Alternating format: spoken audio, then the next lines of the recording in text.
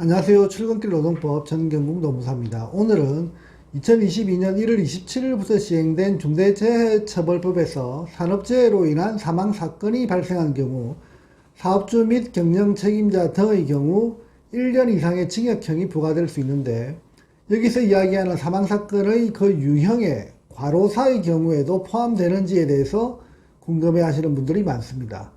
오늘은 이와 관련해서 최근 보도된 언론자료 및 고용노동부 보도자료, 그리고 검찰청에서 배포된 중대재해처벌법 벌칙 해설서 자료 등을 중심으로 설명드려 보도록 하겠습니다.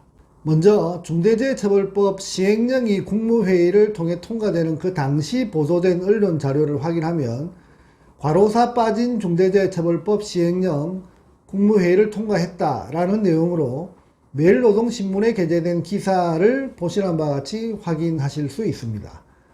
산재보험법상 과로사의 경우 사고성 재해가 아니라 질병성 재해로 분류가 되는데, 당시 국무회의를 통해 통과된 그 시행령에는 중대산업재해에 해당되는 유형의 직업성 질병의 종류를 총 24가지로 정하고 있습니다. 그리고 이와 같은 직업성 질병 24가지 그 종류에서 과로사와 같은 내시별관계 질환으로 인해서 발생한 직업성 질병은 열거된 내용에 포함되어 있지 않아서 노동계에서도 중대재해처벌법이 과로사는 제외한다는 그 주장을 하면서 상당히 비판적 의견을 많이 제시하기도 했던 것으로 알고 있습니다. 그리고 난 후 12월경 또 다른 기사가 추가로 보도된 사실이 확인됩니다. 한국경제신문에서 보도된 그 자료인데, 한국경제신문에서는 고용노동부는 중대재해처벌법 시행을 앞두고 직장 내 괴롭힘으로 인한 자살과 과로로 인한 심혈관계 질환이 악화되어 사망했을 때에도 중대재해처벌법이 적용된다라고 하는 그 내용으로 입장을 밝혔다라고 그렇게 신문기사에 게재된 기사가 보도되었습니다. 이러한 보도가 기사화되자 고용노동부에서는 즉각 반박 보도자료를 2021년 12월 27일자로 배포했습니다. 그 내용에 의하면 보시는 바와 같이 내심혈관계 질환이나 우울증, 그리고 직장 내 괴롭힘의 경우에도 업무에 관계되는 유해 위험 요인에 의하거나 작업 또는 그 밖의 업무로 인한 경우라면 산업재해에서 배제되는 것은 아니지만 산업안전보건법상 산업재해와 산재법상 산업재해를 구분해서 판단해야 한다는 측면을 강조하고 있습니다. 다시 말해서 과로사의 경우 산재법상 산업재해의 경우로 이것은 반드시 사업주의 법 위반을 근거로 산업재해를 인정하는 것이 아니다라고 하는 것입니다. 산재보험법에서는 사회보험의 원리, 그리고 추정의 법리 등 인과관계에 있어서 상당 인과관계를 채택하고 있는 점 등을 고려하면 산재법상의 과로사가 반드시 산업안전보건법상 사업주의 안전보건상 주의 의무를 위반한 것을 전제로 하는 그런 유형의 산업재해로 판단할 수는 없다는 것입니다. 따라서 과로사의 경우에 사업주가 안전 및 보건 확보 의무를 위반하지 않은 경우라 하더라도 업무와 사망 간의 인과관계를 인정하는 경우가 있기 때문에 사업주 책임이 없는 경우에도 산재법상 과로사를 산업재해로 인정하는 경우가 바로 있다는 점을 감안해서 산재사고가 발생했다라고 해서 반드시 사업주의 고의 또는 과실이 있는 경우다라고 단정 지을 수는 없다라고 하는 그 전제를 고용노동부에서는 정확히 이야기하고 있다는 것입니다. 결론적으로 과로사라고 해서 모두 중대재해처벌법상 중대재해로 분류하는 것은 산업안전보건법상 산업재해와 산재법상의 산업재해를 구분하지 못한 채 주장하는 것이다 라고 고용노동부는 그 보도자료를 통해서 해석하고 있습니다. 이상과 같은 보도 내용을 바탕으로 과로사에 대해서는 어느 정도 법 시행과 그리고 법 해석, 그리고 고용노동부의 입장이 어느 정도 정리되는 듯 했지만, 최근 2월 23일 보도된 신문기사 자료 하나가 보시는 바와 같이 또 보도되었습니다. 그 내용을 간단히 제가 설명드리면, 검찰청에서 밝힌 과로사에 대한 입장과 관련된 기사 내용이었습니다. 그 내용에는 과로사도 중대재해처벌법상 처벌 대상이다 라고 하는 내용으로 신문 보도된 자료가 확인되었습니다. 해당 기사의 그 내용은 과중한 업무나 급격한 업무 환경의 변화로 인한 근로자의 과로사는 중대재해처벌법상 중대산업재해에 해당된다는 검찰의 유권 해석이 나왔다는 내용입니다.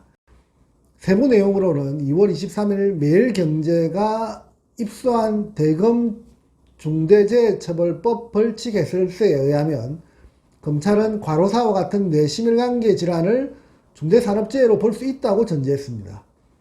사망자가 나올 수 있는 심근경색, 뇌졸중 등 뇌심혈관계 질환이나 동일한 사고로 2명 이상 부상자가 나올 수 있는 근골격계 질환도 중대산업재해가 될 수 있다라고 그렇게 지침서에 게시를 하고 있다라고 보도가 되었습니다.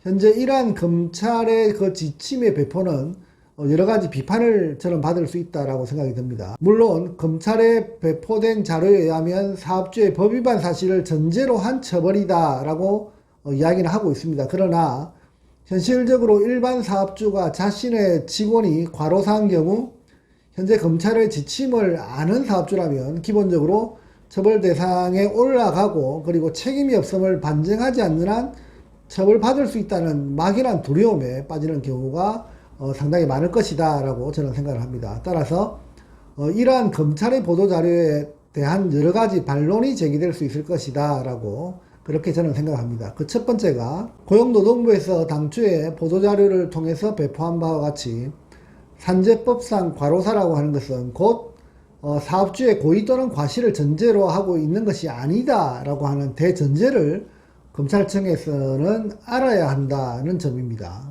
그 이외에도 현재 재형법정주의에 의거한 형사처벌의 그 근거로서 중대재해처벌법의 법 구성은 명확성 원칙에 위배된다는 그 비판도 받을 수밖에 없는 사항이다 이렇게 볼 수 있겠습니다. 그리고 마지막 세 번째로는 무엇보다도 중요한 부분인데 과로사 사건을 산재로 입증하기 위한 그 입증 책임은 현재 전적으로 유가족에게 있는 것이 현실입니다. 따라서 남편이 과로사한 경우 이를 입증하기 위한 모든 그 자료는 회사와 그 직장 동료들에게 있는데 사업주를 대상으로 1년 이상의 징역이라고 하는 처벌 규정이 있는 그 상황에서 과연 사업주와 그 직장 동료들로부터 자료 협조가 충분히 가능할 수 있을 것인가 하는 문제가 발생할 수밖에 없는 상황이 만들어졌다 이렇게 볼 수 있겠습니다. 유가족은 사업주의 처벌도 중요하겠지만 그것보다도 더 중요한 것은 배우자의 사망을 과로사로 인정받아서 산재 처리하는 것이 최우선적으로 중요하다라고 말할 수 있겠습니다. 하지만 현재 만약에 과로사를 중대재해처벌법상 처벌 대상 유형으로 규정 지어버린다고 한다면 입증 책임이 전적으로 유가족에게 있는 현실에서 회사로부터의 그 협조는 애초에 불가능하고 자칫하면 과로사가 아니라는 회사의 적극적인 반론으로 인해서 산재 승인의 기회는 더욱더 어려워질 수 있는 상황이 발생할 수밖에 없을 것으로 생각이 듭니다.